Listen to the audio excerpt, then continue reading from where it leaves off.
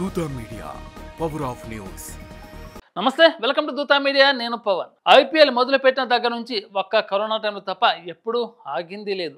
కానీ అనూహ్యంగా భారత్ పాక్ ఉద్రిక్తల కారణంగా ఈసారి ఐపీఎల్ అర్ధాంతరంగా ఆపాల్సి వచ్చింది. ఉద్రిక్త పరిస్థితుల నడుమ ఆటగాళ్లు సేఫ్టీ కోసం మ్యాచ్లను కొనసాగించకూడదని బీసీసీఐ నిర్ణయించింది. అయితే ఇప్పుడు మళ్ళీ పరిస్థితులు చక్కబడడంతో యుద్ధం ఆగిపోవడంతో మళ్ళీ మొదలు పెట్టాలని నిర్ణయించింది. ఈ రోజు నుంచి ఐపీఎల్ 18వ సీజన్ మళ్ళీ తిరిగి ప్రారంభం కానుంది. ముందు కొన్ని మ్యాచ్లు అయిపోగా ఇంకా 13 లీగ్ మ్యాచ్లు, 4 ప్లే ఆఫ్స్, ఒక ఫైనల్ మిగిలి ఉన్నాయి.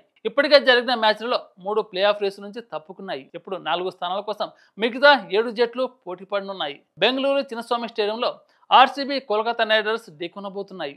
సొంత గ్రౌండ్లో కనుక ఆర్సీబీ మ్యాచ్ గెలిస్తే అధికారికంగా ప్లే ఆఫ్లోకి అడుగు పెడుతుంది. బెంగళూరు రాయల్ ఛాలెంజర్స్ ఇప్పటికీ 11 మ్యాచ్లు ఆడి 16 పాయింట్లతో టాప్లో ఉంది. మరోవైపు కోల్కతా 12 మ్యాచ్లు ఆడి 11 పాయింట్లతో ఉంది. అయితే ఇవాటి నుంచి జరగనున్న మ్యాచ్లు అన్ని చాలా కీలకం. ఎందుకంటే లీగ్ బ్రేక్ పడడంతో చాలా మంది వారి దేశాలకు వెళ్ళిపోయారు. అందులో ఇప్పుడు మ్యాచ్లు ఆడడానికి రావడం లేదు. దీని ప్రభావం మ్యాచ్లు జట్ల మీద గట్టిగానే పడనుంది. ఆర్సీబీలో హేజిల్వుడ్ మళ్ళీ వస్తున్నా అతను లీగ్ ఆడడానికి ముందే గాయపడి ఉన్నాడు. అందుకే ఇప్పుడు అతను జట్టులో చేరతాడా లేదా అనేది స్పష్టత లేదు. ఆల్రౌండర్ బైతెల్ అందుబాటులో లేడు. సాల్ట్ ఎంగిడి, డేవిడ్ లివింగ్స్టన్, సెఫర్డ్ ఆ జట్టులో చేరారు. గాయంతో బాధపడుతున్న కెప్టెన్ రజత్ పటిదార్ కోలుకొని ఈ మ్యాచ్లో ఆడబోతుండటం ఆర్సీబీకి కొంత ఉపశమనమే.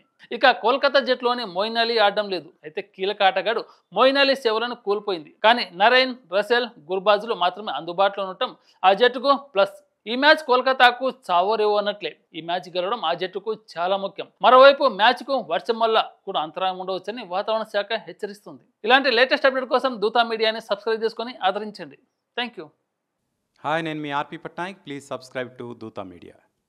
For more updates please subscribe Dhoota media.